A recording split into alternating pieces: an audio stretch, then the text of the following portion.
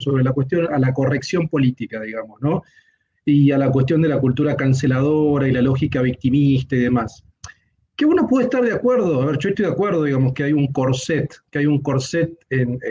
corrección, digamos, que es una deriva de alguna manera con la que no estoy de acuerdo, una deriva que es progre, lamentablemente fue una evolución identitaria, producto, a mi juicio, de la recepción en los campus de Estados Unidos de teorías francesas empaquetadas, como French Theory, digamos, me parece que es un horror eso, porque uno no puede hablar de French Theory y meter ahí a Foucault, a Deleuze, a Lacan, a Lévi-Strauss, digo, no tiene nada que ver, son pensadores completamente distintos y los han empaquetado y los reciben en clústeres separados en una lógica de gueto narcisista, digamos, ¿no?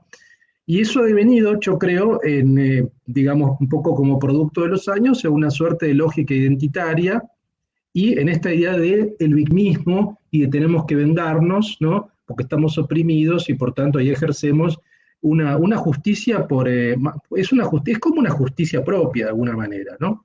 Y ahí viene la cancelación, yo te cancelo. Ahora uno puede estar de acuerdo con que eso hay que desactivarlo porque me parece atroz y es una perversión de la lógica libertaria Foucaultiana de mayo del 68. No tiene nada que ver, es lo opuesto.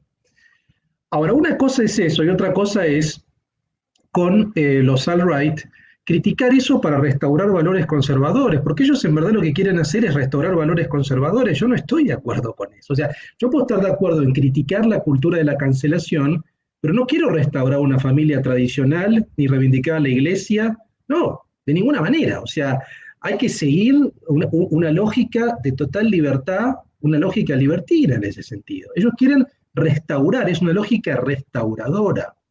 Es ahí donde me parece que se puede conectar con la masculinidad. Quieren restaurar una masculinidad nostálgica, perdida, ¿no? Que no existe más, que es melancólica, que no vamos a volver a eso, el hombre no puede volver a eso, ¿no?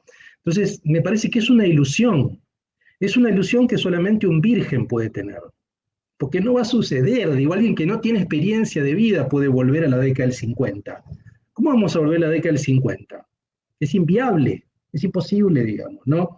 Entonces, me parece que sí, es más problemático ser hombre hoy, y bueno, sí, pero seguramente hay otras subjetivaciones, hay otras formas de subjetividad masculina. Uno tiene que aprender a desarrollar más la afectividad, probablemente. Es decir, son desafíos interesantes, digamos. Uno tiene que tratar de salirse de la lógica de la posesión afectiva, y ahí voy al tema del poliamor, por ahí, digamos, a la idea de que sos mío, te poseo, digamos, ¿no? Eso atenta o es crítico a una lógica propietarista del afecto, que eso está bueno, digamos, no puede criticar esa lógica en términos de propiedad del afecto. Quizá eso va en contra de un presupuesto liberal, probablemente, digamos, ¿no? Yo no estoy muy de acuerdo y nunca, en mi propia vida, digo, nunca tuve un vínculo de propiedad afectiva, soy una persona libre en general, digamos, entonces lo que pasa es que es verdad, una lógica familiar tradicional tiende a producir lazos propietaristas, ¿no? Marido-mujer. Hay que pensar que la familia, digo, es una cuestión económica. Pensemos que los tratados en la Grecia clásica eran las económicas. Las económicas trataban del hombre griego sobre su mujer, que era propiedad de él, los esclavos, su patrimonio, o sea, estaba muy linkeado la mujer con el patrimonio del hombre griego, y eso viene de hace siglos, digamos, ¿no?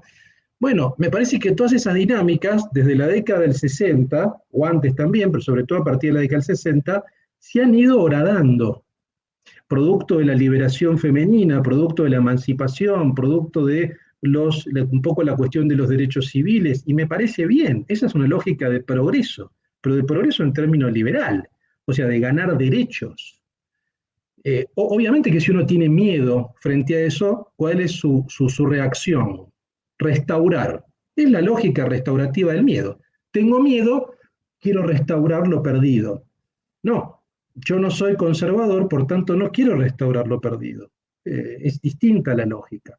Entonces me parece que quizá los chicos de hoy se la ven con un escenario un poco más complicado y una reacción en clave psicologista, quizás este análisis es ese, no, vamos a los grandes líderes autocráticos, vamos al populismo de derecha, y como también decía Lucas, cae en una lógica identitaria populista de derecha. Pero en definitiva es una misma lógica identitaria.